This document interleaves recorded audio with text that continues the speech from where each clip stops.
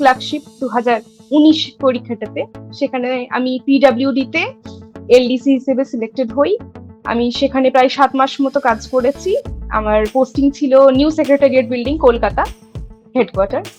তারপর আমার সিলেকশন হয় আইসিডিএস সুপারভাইজার 2019, সেটাতে আমি জয়েন করিনি। তারপরে আমার সিলেকশন হয়েছে পিএসসি মিসলেনিয়াস 2019, আমি সেটাতে বর্তমানে এখন কনজিউমার ওয়েলফেয়ার অফিসার হিসেবে consumer affairs and fair business practices ডিপার্টমেন্টে কর্মরত। ব্যাপারটা বলি, বিয়ের প্রেশারটা আসে ফ্যামিলি থেকে, রিলেটিভস থেকে। আমি সব কাছে অনুরোধ করব যে একটু কয়েকটা বছর সময় দিন মেয়েকে। সে নিশ্চয়ই একটা দিন এমন আসবে যে you will be proud of her. তো সে আপনাকে একদিন গর্বিত করবেই, যেটা আমার বাবা মার ক্ষেত্রেও হয়েছে। তারা একটা সময় পেশেন্স রেখে আমার উপর ভরসা রেখেছিলেন। এখন তারাও সেই প্রাউড ফিল করেন যখন ফোন করে যেদিন রেজাল্ট বেরিয়েছে, বাবা সবাইকে ফোন করে করে বলছে মেয়ে সিভিল সার্ভিসে সিলেক্টেড হয়ে গেছে। বা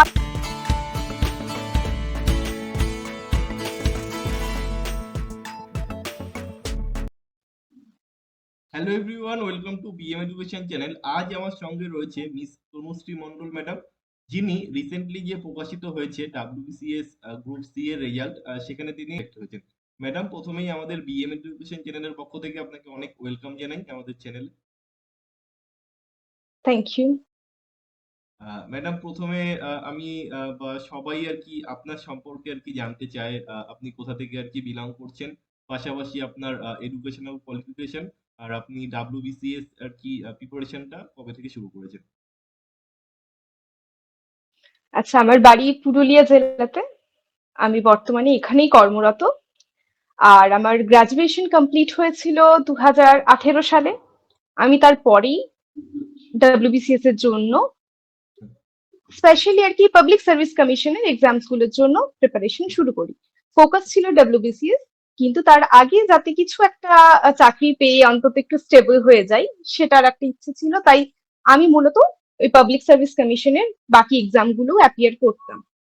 তো তারপরে প্রথমে আমার সিলেকশন হয় পিএসসি ক্লার্কশিপ 2019 পরীক্ষাটাতে, সেখানে আমি পিডব্লিউডিতে এলডিসি হিসেবে সিলেক্টেড হই। আমি সেখানে প্রায় 7 মাস মতো কাজ করেছি। আমার পোস্টিং ছিল new secretariat building, Kolkata headquarter. তারপর আমার সিলেকশন হয় আইসিডিএস সুপারভাইজার 2019, সেটাতে আমি জয়েন করিনি। তারপরে আমার সিলেকশন হয়েছে পিএসসি মিসলেনিয়াস 2019, আমি সেটাতে বর্তমানে এখন কনজিউমার ওয়েলফেয়ার অফিসার হিসেবে consumer affairs and fair business practices ডিপার্টমেন্টে কর্মরত। আমার পোস্টিং পুরুলিয়া কনজিউমার ফোরাম। আচ্ছা। আমি একটু আগেই বললেন আপনি যে 2018 সালে গ্র্যাজুয়েশন কমপ্লিট হয়েছে। তো এই যে পিএসসির যে প্রিপারেশন বা এই যে বুক লিস্ট বা এই সব বিষয়ে আমি যাব। তো তার আগে আমি একটু জিজ্ঞাসা করব যে আপনার আর কি গ্র্যাজুয়েশনের সাবজেক্ট কি ছিল? আর আপনি কোন কলেজ থেকে আর কি পাস আউট হয়েছেন? আচ্ছা, আমার সাবজেক্ট ছিল ইংলিশ। ইংলিশ অনার্স করি আমি। আচ্ছা। আর আমার কলেজ ছিল বাঁকুড়া ক্রিশ্চিয়ান কলেজ। ঠিক আছে ম্যাডাম, আমি এবার একটু জানবো, প্রথমেই আসবো যে ক্লার্কশিপটা নিয়ে, কারণ সামনেই আর কি ক্লার্কশিপ পরীক্ষাটা রয়েছে, মিসলেনিয়াসও রয়েছে। তো আপনি দুটো এক্সাম ক্র্যাক করেছেন। তো যারা আর কি ভিডিওটা দেখছে, ডাব্লিউবিসিএস এর বিষয়টা তো অবশ্যই আসবো। তো আমি একটু জিজ্ঞাসা করবো যে আপনি যখন গ্রাজুয়েশন কমপ্লিট করলেন, তখন মেন আর কি টার্গেট আর কি কি ছিল, যে যে সিলেবাসটা যে থাকে, তো সেইগুলি আর কি কিভাবে আপনি কমপ্লিট করেছেন, পাশাপাশি মক টেস্ট বা আপনি কি কি সোর্স ফলো করেছেন সেগুলো একটু বলুন। হ্যাঁ, আহ, যেটা প্রিলিমস এর ব্যাপারটা বলি। প্রিলিমস এর ব্যাপারটা পিএসসি ক্লার্কশিপের ব্যাপারে বলছি। সেটা হচ্ছে যে আমরা সিভিল সার্ভিসের জন্য, ডাব্লিউবিসিএস এর জন্য যা পড়াশোনা করছি, সেটাই যদি আমি সিনসিয়ারলি পড়াশোনা করি, পিএসসি ক্লার্কশিপের প্রিলিমস ক্লিয়ার করাটা খুব একটা চাপের কিছু হবে না। তাহলে আমি মেইনলি ওই যে বলছিলাম, ডাব্লিউবিসিএস ফোকাস করে পড়াশোনা করতাম। আর সত্যি কথা বলতে কি, ডাব্লিউবিসিএস টা পড়াশোনা করলে পিএসসি বাকি এক্সাম গুলো মোরললেস প্রিলিমস অন্তত কভার হয়ে যায়। তাহলে সেটারই প্রিপারেশনটা আমার মূলত ছিল। আহ, এবার হচ্ছে যে আমি খুব একটা সময় সেরকম পেয়ে উঠিনি আমার 2019-এ পিএসসি ক্লার্কশিপটার জন্য, কারণ আমার ওই 18তেই গ্রাজুয়েশন কমপ্লিট হয়ে আমি একদম শেষের দিকে মোটামুটি প্রিপারেশনটা শুরু করি। আর যতদূর আমার মনে পড়ছে, ওটার প্রিলিমসটা বোধ হয় মার্চ বা এরকম করেই ছিল। 2019-এর, আর 18 শেষ দিক থেকে আমি প্রিপারেশনটা শুরু করি। তাই আমি প্রথমে নিতিন সিংহানিয়ার যে ডব্লিউবিসিএস ম্যানুয়াল, সেই বইটা চেষ্টা করছিলাম যে আমার অন্তত প্রিলিমস এর আগে আমি শেষ করে ফেলতে পারি। বেসিকটা খুব তাড়াতাড়ি ওটাতে তৈরি হয়। ফোকাস ছিল ডব্লিউবিসিএস টাই, আর যেহেতু ওগুলো অ্যাপিয়ার করছিলাম জানতাম সিলেবাস সেম, অসুবিধা হবে না। তাই বেসিক কিছু বইগুলো শেষ করার চেষ্টা করেছি। ম্যাথসটা একটা প্রিপারেশনে রাখতাম, প্র্যাকটিসে রাখতাম। তো সেইভাবে পিএসসি ক্লার্কশিপটা অ্যাপিয়ার করি, ক্লার্কশিপের প্রিলিমসটা ক্লিয়ার হয়ে গেল। আর মিসলেনিয়াস এর প্রিলিমস এর ক্ষেত্রে আমি বলবো যেটা স্ট্যাটিক জিকেটা একটু বেশি দেখতে হয় সেখানে। ওখানে স্ট্যাটিক জিকেটা প্রচুর থাকে, আর ম্যাথস গুলো একটু লেন্দি হয়, তাই ফার্স্ট একটু ক্যালকুলেশনের ব্যাপারটা দেখতে হবে। আর স্ট্যাটিক জিকেটা একটু বেশি করে পড়তে হবে মিসলেনিয়াস প্রিলিমস এর জন্য। আর পিএসসি ক্লার্কশিপের প্রিলিমস যেটা ডব্লিউবিসিএস এর জন্য যে পড়াশোনা হচ্ছে সেটার উপর ফোকাস করলেই ওটা ক্লিয়ার হয়ে যাবে। আমরা মোটামুটি পুরোটা বিষয়ে আলোচনা করলাম। এবার আসবো ডাব্লিউবিসিএস নিয়ে। আচ্ছা, মানে প্রথমে একটু বলে রাখি যে ডাব্লিউবিসিএস এর প্রিলিমস যে পরীক্ষাটা হয়, সেই বিষয়টা তো মোটামুটি আগের বিষয়গুলো তো আমরা সবই জানলাম। এবার আপনি একটু আমাকে বলুন যে মেন্স এর বিষয়গুলো নিয়ে। কারণ একজন স্টুডেন্ট সে প্রিলিমস কোয়ালিফাই করার পর তার কাছে আর কি যখন মেন্স আসে, তখন তার প্রথম আর কি সমস্যা যেটা হয় সেটা হলো বাংলা ইংলিশ। কারণ জিকে বা অন্যান্য বিষয়গুলো পেপার 3, 4, 5 যেগুলো আছে সেগুলো আর কি সবাই প্রিপারেশনের মধ্যেই থাকে, কিন্তু প্রথমটা চলে আসে বাংলা ইংলিশ। তো এই বিষয়টা আপনি একটু গাইড করুন, মানে কিভাবে প্রিপারেশন নেওয়া উচিত। হ্যাঁ, বাংলা ইংলিশের ব্যাপারে আমি যেটা বলি সেটা হচ্ছে যে ম্যাক্সিমাম ক্ষেত্রে স্টুডেন্টরা দেখা যায় যখন মেন্সের ডেট দিচ্ছে সেই সময় ডেসক্রিপটিভ নিয়ে বেশ একটা আলোড়ন সৃষ্টি করে, যে তখন তাদের হুঁশ ফেরে যে এবার প্র্যাকটিস করতে হবে, লিখতে হবে। এই ভুলটা যেন না হয়। ডেসক্রিপটিভটাকে চেষ্টা করতে হবে আমার রেগুলার হ্যাবিটের মধ্যে রাখার। মানে আমি এখন প্রিলিমস পড়াশোনা করছি, প্রিলিমস এর প্রিপারেশন নিচ্ছি, তখন থেকেই আমি বলবো যে ডেসক্রিপটিভটা একটু চর্চার মধ্যে রাখতে। আমি রেগুলার একটা লেখা লিখবো, একটা দিনে একটা লেখা লেখাই যায়, তার জন্য প্রিলিমস এর পড়াশোনাতে সেরকম কিছু ক্ষতি হয় না। তাহলে রোজ যদি একটা করে লেখা আমি লিখি, একদিন একটা বাংলা, একদিন একটা ইংলিশ, তাহলে পরীক্ষার আগে খুব একটা চাপ হয় না। ডেসক্রিপটিভ পড়াটা পুরোপুরি পেপারটা প্র্যাকটিসের উপর ডিপেন্ড করে। হ্যাঁ, কিছুটা পড়াশোনা লাগে, সেটার ব্যাপারে আমি বলছি। প্র্যাকটিস করাটা খুব প্রয়োজন, সেটা চেক করাতে হবে। সেটা নিজেরা বন্ধুরা আমরা যেরকম ফ্রেন্ড সার্কেলে আমরা কিন্তু রেগুলার বেসিসে লেখা লিখতাম, একে অপরকে দিয়ে চেক করাতাম। আমি লিখছি, সে লেখাটা অন্য কেউ চেক করলো, তার লেখাটা আমি চেক করলাম, আমি তাকে একটা লিখতে দিলাম, সে আমাকে একটা লিখতে দিল। ফ্রেন্ডসদের মধ্যেও এটা করা যেতে পারে, বা যদি কারো টিচার রয়েছে, গাইডেন্সের জন্য কেউ রয়েছেন, তাকে গিয়ে দেখাতে পারে। আর যেটা হচ্ছে পেপারটা খুব ফলো করতে হবে ভালো করে। আমি কলকাতায় থাকাকালীন আমি দ্য হিন্দুটা প্রেফার করতাম, ওর চেয়ে বোধহয় ভালো নিউজ পেপার আর হয় না, সেটা কারেন্ট অ্যাফেয়ার্স এর জন্যই হোক, একটা কনসেপ্ট বিল্ডিং এর জন্যই হোক। তো সেটা বোধহয় সব জায়গায় অ্যাভেল করা যায় না। আমি পুরুলিয়াতে যেরকম কিছুতেই হিন্দু নিতে পারিনি। তাহলে আরেক যে কোনো অল্টারনেট স্টেটসম্যান হোক, টেলিগ্রাফ হোক, ইন্ডিয়ান এক্সপ্রেস হোক, একটা ইংলিশ নিউজ পেপার, বাংলা হলে এই সময় হলেও খুব ভালো হয়, আনন্দবাজার হলেও চলবে। তাহলে বাংলা একটা নিউজ পেপার, একটা ইংলিশে নিউজ পেপার, ফোনে পিডিএফ থেকে হোক বা আমি পেপার কিনে হোক, সেটা আমি বলবো চর্চায় অবশ্যই রাখছে। আর নিউজ পেপার পড়াটা যেন ডেইলি বেসিসে থাকে। মানে এটা এমন নয় যে আজকে পড়লাম 5 দিন পড়লাম না। যেমন রোজকার পড়াশুনো, সেরকম রোজকার পড়াশুনোর মধ্যে যেন একটা টাইম বেঁধে রাখা হয় আমার নিউজ পেপারের জন্য। আমি যেটা করতাম, নিউজ পেপার পড়লে আমি সেটা মার্ক করতাম পেনে করে, দিয়ে সেখান থেকে যা যা ডেটা পেতাম আমি এক একটা টপিক ধরে সেই ডেটা আমার কপিতে তুলে রাখতাম। সাপোজ আজকে পরিবেশ বিষয়ক কোন একটা আর্টিকেল বেরিয়েছে, সেখানে আমি কিছুটা ডেটা পেলাম, এই এত সালের মধ্যে কার্বন এমিশন ইন্ডিয়া লিস্ট অ্যামাউন্টে নিয়ে আসবে, বা গভর্নমেন্ট কিছু স্কিম লঞ্চ করলো পলিউশন কার্ভ করার জন্য। তাহলে পরিবেশ সংক্রান্ত যে কোনো টপিকে সেই ডেটাটা আমি ঢোকাতেই পারি লেখার মধ্যে। তাহলে সেই টপিকটা যে কটা আমি ইনফরমেশন পেলাম আমি খাতার মধ্যে তুলে রাখলাম। আবার পরে কোনদিন যদি আবার ক্লাইমেটের উপর কিছু পাই ডেটা, আমি সেটা তুলে রাখলাম।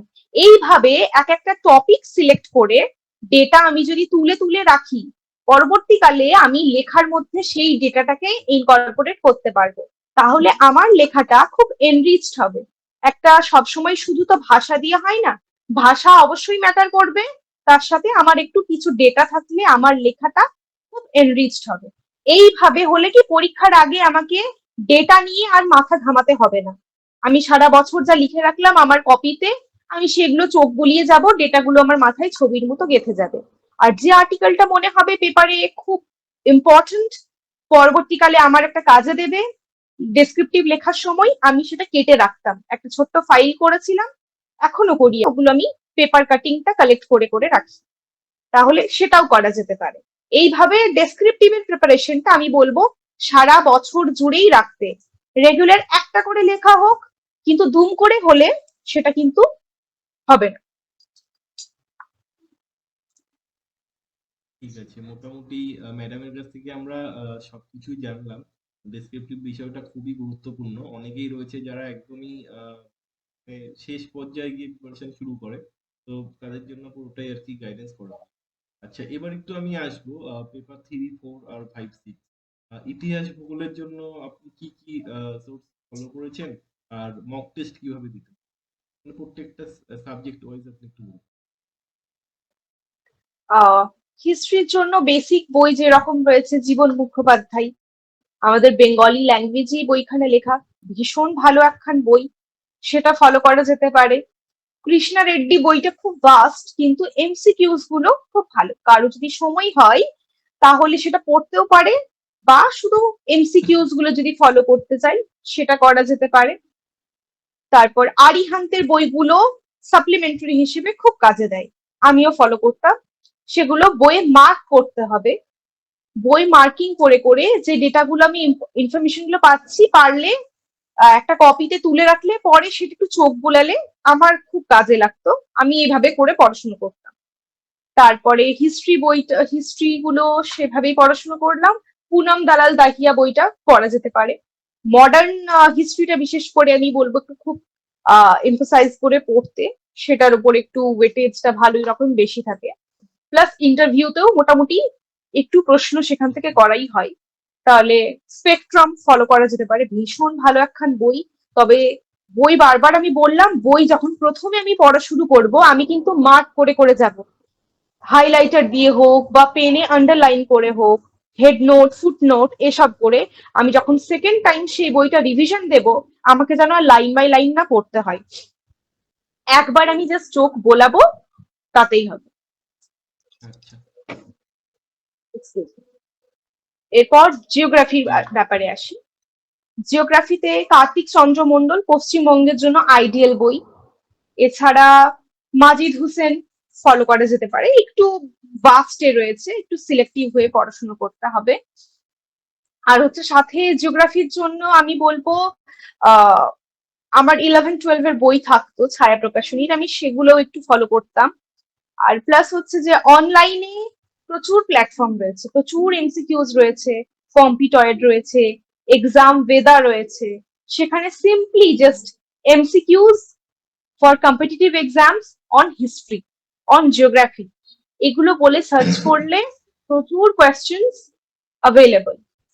তাহলে সেখান থেকে সলভ করে করে করে গেলাম, আমি নতুন যা প্রশ্ন পেলাম আমি সেটা কপিতে তুলে রাখলাম, যেগুলো জানা প্রশ্ন আমি সুন্দর সলভ করে বেরিয়ে গেলাম।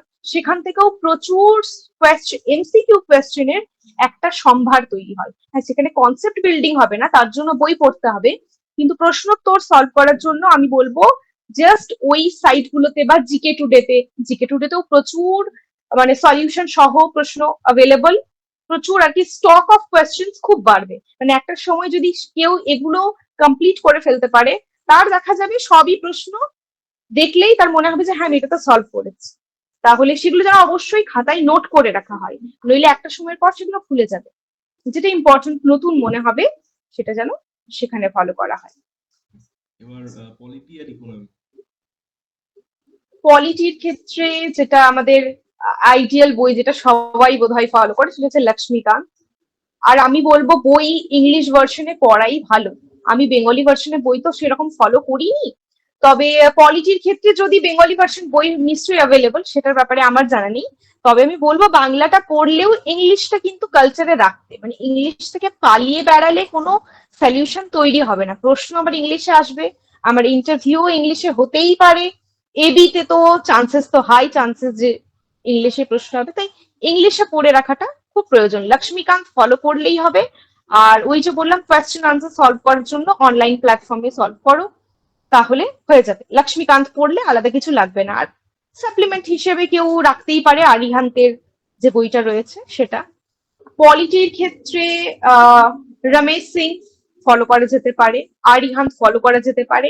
আর পলিটির ক্ষেত্রে আমি যেটা বলবো, একটু ব্যাংকিং এর ব্যাপারে যে অ্যাপ রয়েছে 24/7 আড্ডা, সেটা ফলো করা যেতে পারে। ওখানে কি রেগুলার বেসিসে যে আমাদের ইন্ডিয়ান ইকোনমি রিলেটেড বা ওয়ার্ল্ড ইকোনমি রিলেটেড কিছু ইনফরমেশন থাকে। কারণ অনেক সময় মেন্সে প্যাটার্নটা দুম করে, আমি বোধহয় খুব একটা মনে করতে পারছি না, 2019-এই কারেন্ট অ্যাফেয়ার্স বেসড ইকোনমিক্সটা দিয়ে ফেলেছিল মেন্স। খুব চাপ হয়ে গিয়েছিল আমাদের সেবারে। তাই আবার পরের বার আবার কিন্তু কনসেপ্ট সেটাই। থেকেই এসেছে, বেসিক কনসেপ্ট থেকে ডেপথ থেকে এসেছে রাদার। তাই আমি বলবো কনসেপ্টও ইকোনমিক্স তৈরি করে রাখাটা প্রয়োজন, আবার কারেন্ট অ্যাফেয়ার্স এর ওপরেও একটু আর কি সজাগ থাকাটা প্রয়োজন। কারণ বলা তো যায় না কোনটা চলে আসবে। তাহলে একটু অনলাইন প্ল্যাটফর্মটা ব্যবহার করে, অ্যাপ ব্যবহার করে রেগুলার বেসিসে যা ইকোনমির হ্যাপনিংস সেটাতে আপডেটেড থাকা, প্লাস কনসেপ্ট বিল্ডিং এর জন্য বেসিক্স ইকোনমিক্স এর বই সেটা। ডব্লিউবিসিএস ম্যানুয়াল বইটা তো একদম বেসিক এর জন্য পারফেক্ট, সব সাবজেক্ট ওর মধ্যে থাকছে। প্লাস মেন্স ওরিয়েন্টেড এর জন্য আমি রমেশ সিংটা বলবো। এরপর ম্যাথস আর জিআই। ম্যাথ জিআইটা যেটা বই ফলো করে, আমি কোয়ান্টিটেটিভ অ্যাপটিটিউড বইটা ব্যবহার করতাম, তো সেটা ব্যবহার করা যেতে পারে। অনলাইন প্ল্যাটফর্মে আমি ম্যাথস আবার সলভ করতাম, এখন তো প্রচুর অ্যাপ হয়ে গেছে ফার্স্ট ক্যালকুলেশনের জন্য, সেটা করা যেতে পারে। আর জিআই এর ক্ষেত্রেও তাই, সেরকমই আরিহান্তের বইটা ফলো করেছি। আমরা ম্যাডামের কাছ থেকে ওভারঅল সবকিছুই জেনে ফেললাম। তো একটা প্রশ্ন আমার থাকবে যে মক টেস্ট আপনি কিভাবে দিতেন? মানে যদি আমি বলি যে এক্সামের আগে ফুল মক টেস্ট, তো সেগুলোর জন্য আপনি কি ফলো করতেন? দেখুন, মক টেস্টের ব্যাপারটা, আমি মক টেস্ট আমিও পরীক্ষার আগে আগেই দিতাম মক টেস্টটা। সেটা হচ্ছে যে এখন অনলাইনে প্রচুর প্ল্যাটফর্ম অ্যাভেলেবল, আপনি কিছু মক টেস্ট পারচেজ করতে পারেন, বা বিভিন্ন রকম যে বা ইনস্টিটিউটেও আপনি গিয়ে একটু মক টেস্ট পারচেজ করে সেটাও অ্যাপিয়ার করতে পারেন। আর যেটা রেগুলার বেসিসে প্র্যাকটিস করার জন্য আমার যেটা খুব হেল্পফুল মনে হতো সেটা হচ্ছে যে অ্যাচিভার্স যে বা আর কি ম্যাগাজিনের শেষ দিকে শেষে। বেশ কিছু হুম। কোয়েশ্চেনের সেট দেওয়া থাকে। সেগুলো কিন্তু খুব হেল্পফুল। আমরা অনেক সময়, মানে আমি প্রথম দিকে সেটাকে খুব একটা গুরুত্ব দিতাম না, পরে দেখতাম যে সেখানে প্রশ্নগুলো কিন্তু খুব ভালো প্রশ্ন, তাহলে সেটা একটু সলভ করলেও ভালো হয়। প্লাস হচ্ছে যে বিভিন্ন রকম এমসিকিউজ এর জন্য তো এখন প্রচুর মার্কেটে বই অ্যাভেলেবল, হুম। তাহলে কিছু বই কিনে সেখান থেকে প্র্যাকটিস করা যেতেই পারে। ঠিক আছে, তো শেষে চলে এসেছি। লাস্ট একটা প্রশ্ন করব যে ইন্টারভিউটা নিয়ে একটু আলোচনা করে নিই, তারপর আসছি। মানে ডাব্লিউবিসিএস এর ইন্টারভিউ দিনের এক্সপিরিয়েন্সটা একটু শেয়ার করুন। মানে আমার গ্রুপ সি ইন্টারভিউটা, হ্যাঁ, হ্যাঁ, হ্যাঁ, একদম ইন্টারভিউ দিনের যে এক্সপিরিয়েন্সটা সেটা একটু শেয়ার করুন। আমি যখন প্রথম হলে ঢুকলাম, আমার বোর্ডে তিনজন স্যার ছিলেন, সরি, তিনজন স্যার একজন ম্যাম ছিলেন। তো আমাকে প্রথমেই বলা হলো যে তনুশ্রী বাড়ি কোথায়, আমি বললাম পুরুলিয়া। পড়াশুনো কোথায় হয়েছে, আমি আমার কলেজের কথা বলি, আমার স্কুল এডুকেশন পুরুলিয়াতেই হয়েছে সেটার ব্যাপারে বলি। আমার কলেজ থেকে বেশ কয়েকটা প্রশ্ন করা হয়েছিল, বাঁকুড়া ক্রিশ্চিয়ান কলেজ থেকে। তারপরে আমাকে আরেকজন স্যার বললেন প্রিয়াম্বলটা বলো। তো তারপরে ডিস্ট্রিক্ট থেকে কিছু প্রশ্ন হয়, যেমন ডিস্ট্রিক্টের এরিয়া কতখানি, পুরুলিয়াতে আবার কোনো একটা কারণে পিছিয়ে, তাহলে বলো সেটা কি কারণে, ফিমেল লিটারেসির ব্যাপারটা, তাহলে সে আমার যদি একটু কিছু করার থাকে আমি কি করব, এই ধরনের কিছু প্রশ্ন। ডিস্ট্রিক্টের পপুলেশন, ডিস্ট্রিক্ট রিলেটেড বেশ কিছু ইনফরমেশন। তারপরই আমার প্রেজেন্ট জিজ্ঞাসা করা হয়নি, শুধু জিজ্ঞাসা করা হয়েছিল যে 2021, তাহলে এতদিন আমি কি করছি। তার আমি সার্ভিসের ব্যাপারটা ওনারা জানলেন, তারপরে জিজ্ঞাসা করলেন যে আমি বাকি এক্সাম গুলো ক্লিয়ার করেছিলাম কিনা, ক্লার্কশিপ, আইসিডিএস। তো সেগুলোর ব্যাপারে আমি বলেছি। তারপরে সিভিল সার্ভিসে আমি আগে আর ইন্টারভিউ বোর্ড ফেস করেছে কিনা সেই ব্যাপারটা জানতে চাওয়া হয়। এরপর থেকে আমার পুরো প্রশ্নটা হয় সাবজেক্টের ওপরে। মানে আমার ইংলিশ অনার্স ছিল, তাহলে আহ, একজন স্যার আমাকে র্যান্ডাম বেশ কয়েকটা, ওনার বোধ হয় ইংলিশে বোধ হয় সাবজেক্ট, উনি আমাকে প্রচুর সাবজেক্ট থেকে প্রশ্ন করেন, এক একটা পোয়েম ধরে যে এই পোয়েমটা বলো, এনার এই পোয়েমটা পড়েছো তাহলে এটা বলো।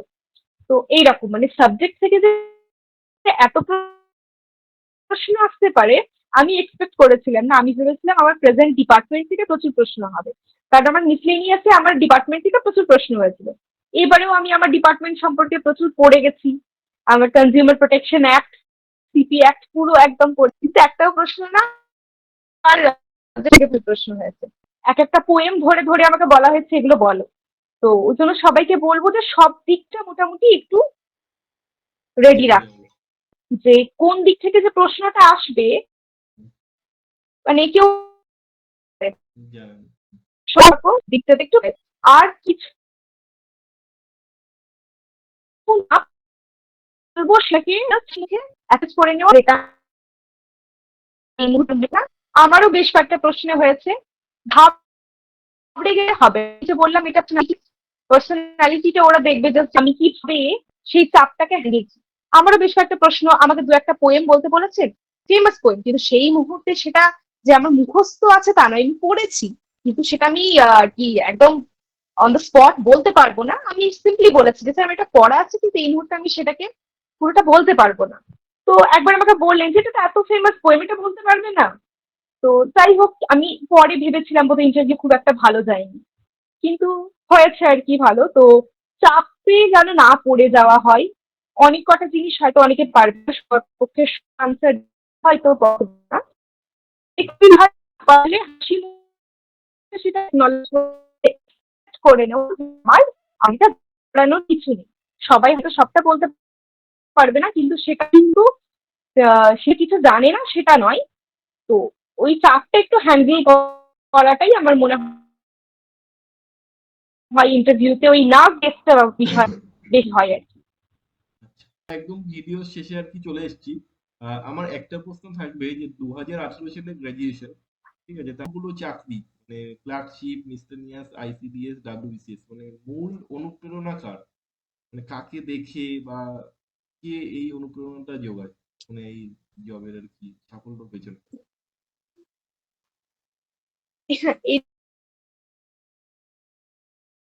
এটার ব্যাপারটা বলতে গেলে যে আহ, একটা নিজের মধ্যেই একটা প্রেশার ছিল, যেটা বলতে পারেন সেলফ ইম্পোজড। কারণ হচ্ছে যে আমার একাডেমিক্সে বরাবরই পারফরমেন্স খুবই ভালো, মাধ্যমিক হোক, এইচএস হোক, গ্রাজুয়েশন। তো বিশেষ করে মাধ্যমিকের পর যেটা হয়েছিল, আমি কিন্তু আর্টস ব্যাকগ্রাউন্ডে, আমি আর্টস নিয়ে পড়াশোনা করি, সেটা নিয়ে প্রচুর বাড়িতে ক্ল্যাশ হয়। প্রচুর রিলেটিভসরা অনেক দিন তারা আমাকে এই কথাটাই শুনিয়েছেন যে এত ভালো রেজাল্ট করে 91% মার্কস পেয়ে মাধ্যমিকে কেউ আর্টস নিয়ে পড়ে না, সবাই সায়েন্স নিয়ে পড়ে। আর্টস নিয়ে পড়লে চাকরি পাওয়া যায় না, আর্টস এর স্ট্রিম নেই ভালো। মানে একটাই বোধহয় টিচিং ছাড়া বোধহয় আর কোনো ফিল্ডে যাওয়া যায় না।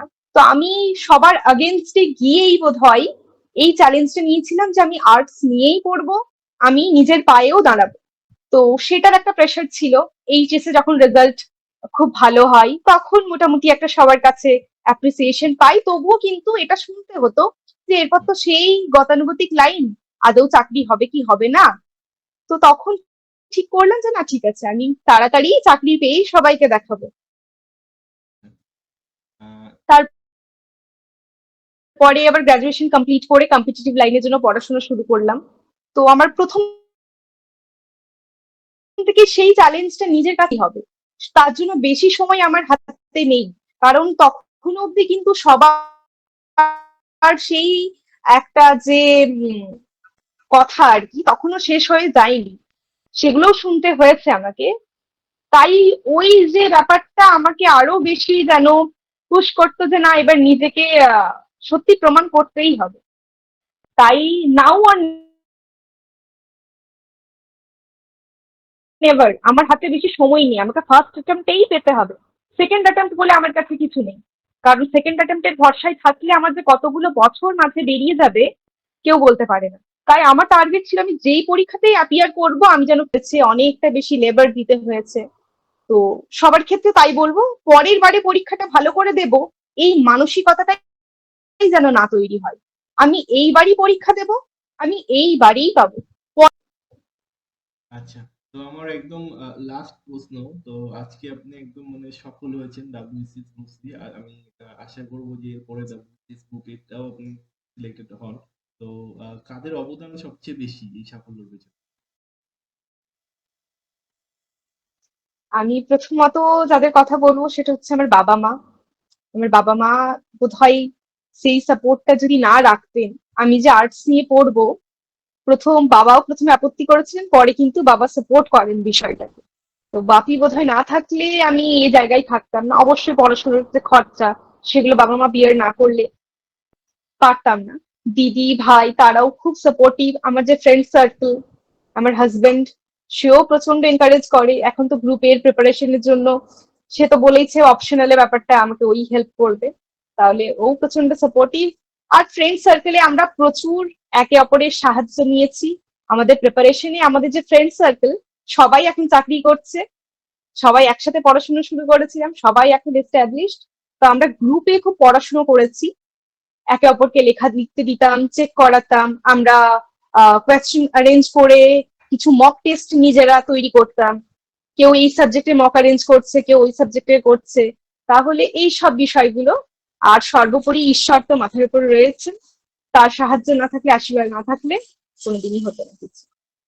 যারা আর কি ফিমেল মানে সিলেক্টেড হয়, আমি বরাবর সবাইকে এই প্রশ্নটা করি যে প্রিপারেশন স্টেজে বিভিন্ন রকম সমস্যা আসে, ঠিক আছে? তো সেইগুলো কিভাবে আর কি আপনি মোকাবেলা করেছিলেন?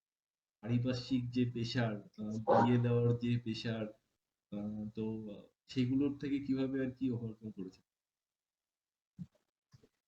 হ্যাঁ, এবার ব্যাপারটা বলি, বিয়ের প্রেশারটা আসে ফ্যামিলি থেকে, রিলেটিভ থেকে।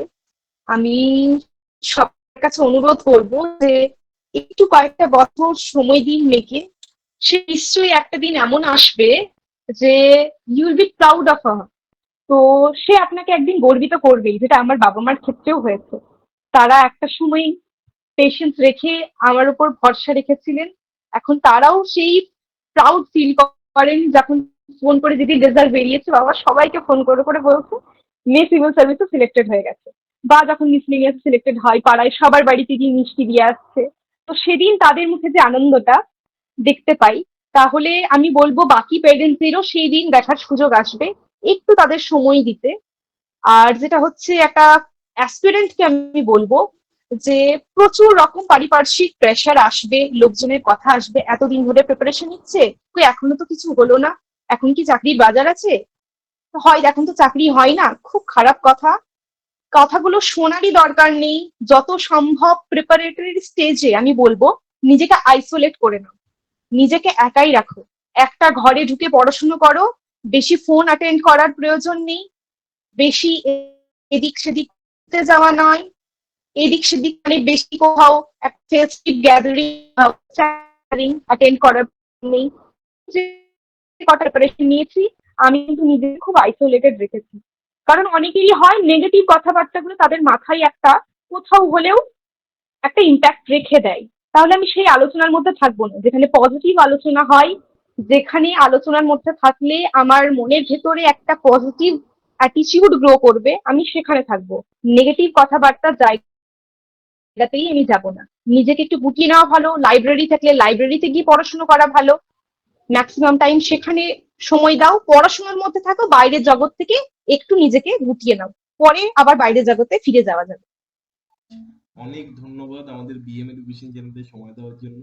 আপনার ভবিষ্যৎ জীবনের জন্য অনেক শুভকামনা রইল। থ্যাংক ইউ, আমারও খুব ভালো লাগলো। আপনি ভালো থাকুন। আর সমস্ত অ্যাসপিরেন্টদের বলবো সবাই মন দিয়ে পড়াশোনা করুক, পরিশ্রমের ফল একদিন নিশ্চয়ই পাওয়া যায়। কারো একটু হয়তো তাড়াতাড়ি হলো, কারো দেরিতে হলো, কিন্তু সফল সে হবেই। আর সফলতা যখন আসবে একটা নয়, পরপর অনেকগুলো আসবে। আমি আমার ব্যক্তিগত অভিজ্ঞতা থেকে বলছি।